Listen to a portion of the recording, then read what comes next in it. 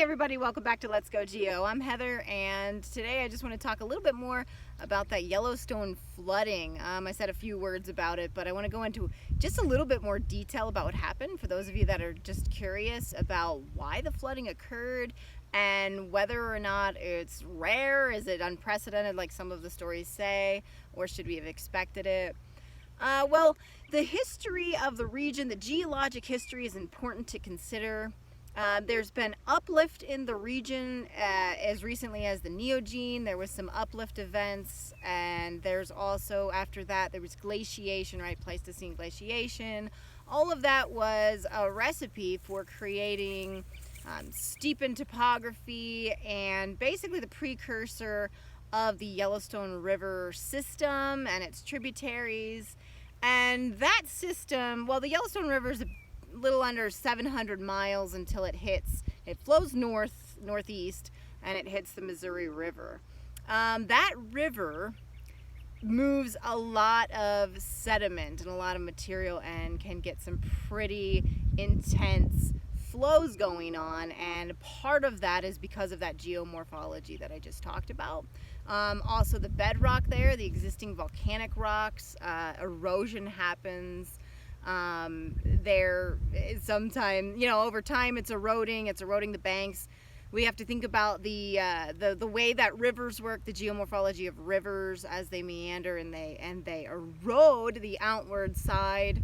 The inward side builds up sediment. That's what the river naturally wants to do. That kind of river system does that.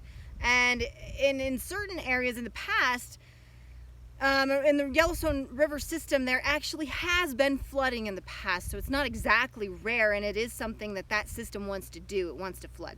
That's actually part of what makes the land around rivers fertile, is this flooding cycle. That's what gives us some of these great riparian zones. So yeah, it's not exactly, it is something we should expect in this type of river system. So that's what the river's doing in, times like the other factor that we consider, times when the weather acts the way it just did. So what's up with the weather? Well, it's really actually interesting. Montana, at the beginning of the year, Montana, like January, February, March, everybody was talking about low precipitation, low snowpack, and and low stream flow and stuff like that. And then April comes along and the story changes, because April saw some pretty heavy snowfall, big blizzards. Parts of Montana, North Dakota got huge record amounts of snowfall, and then the snowpack was up, so when we talk about snowpack, we can talk about SWE, the snow water equivalent, which essentially, the easiest way to think of that is basically how much water will cover the ground if the snow melts, right? So it's the liquid form of the water, which gives us some ideas about stream flow and even flooding.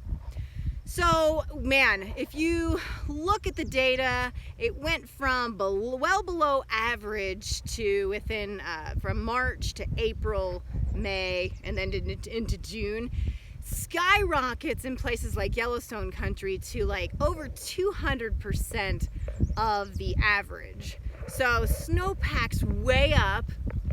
And everyone's rejoicing, the snowpack's up, yeah, but then the question is what's going to happen? Is the snow going to melt? How much warming are we going to see?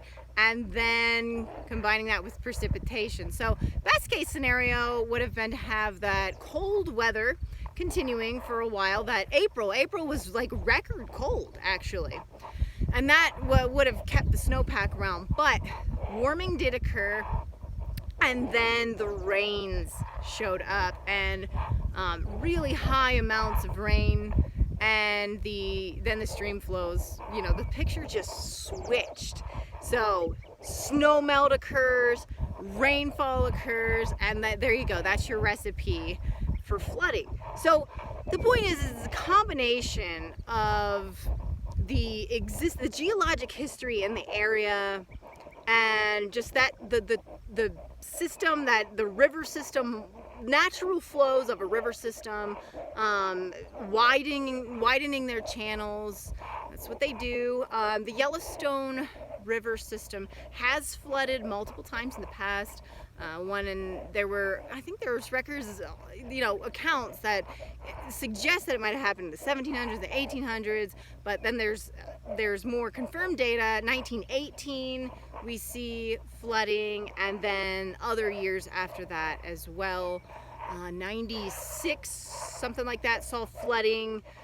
So there has been, and it is natural for the system to flood, and it's, again, geologic history, geomorphology, and just what happens with the weather. And we had the perfect recipe for flooding. So, important thing to talk about here on Let's Go Geo, because it's amazing, rivers are awesome, and now you know why we saw all that flooding in Yellowstone. We'll just have to see what's in store in terms of the weather. I don't know if there's going to be any more rainfall, and what we have in terms of the melt. I think I did see some warming temperatures. It's heating up in the west, so we'll see what happens and if we see any more flooding. But amazing. Check it out if you haven't already seen it, and I'll see you guys next time here on Let's Go Geo.